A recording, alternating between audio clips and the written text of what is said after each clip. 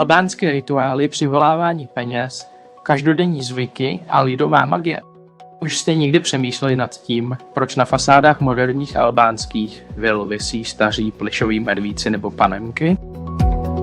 Unikátní duch Albánie.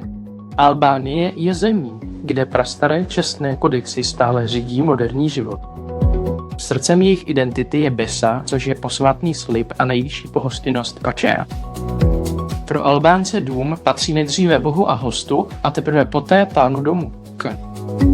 Tato filozofie vytváří společnost, kde je dané slovo osudem, že je to kultura hluboké odolnosti, kde čest a komunita stojí nad individuálním ziskem.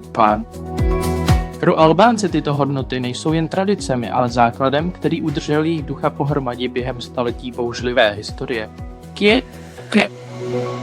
Tradiční zvyky a zajímavé rituály.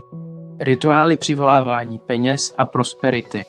V albánské kultuře se příchod peněz vykládá skrze malá fyzická znamení.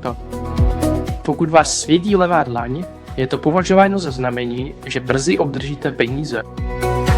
Pokud je to pravá dlaň, znamená to, že budete muset platit nebo utrácet.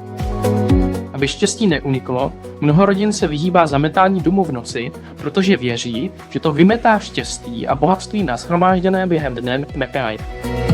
Zlé oko a Dursula. Při procházce ulicemi Albánie je běžné vidět panenky nebo plišová zvířátka zavěšená na domech ve výstavbě. Tomu se říká Dursula.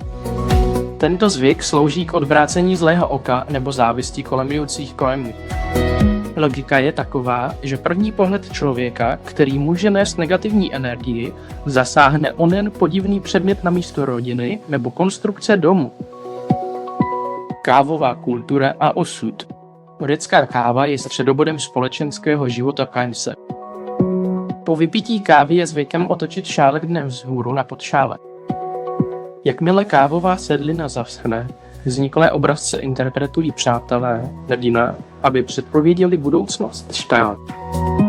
Více než věštění je to moment lidského spojení, kde lidé sdílejí své naděje a každodenní starosti. Chléb a sůl. Vycházejíc ze starého zákoníku zvaného kanun, host je tradičně přijímán chlebem a solí pačka.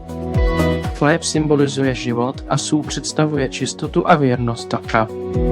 Tím, že to hostitel nabídne, zaručuje, že návštěvník je pod jeho plnou ochranou, což vytváří posvátné pouto vzájemného respektu.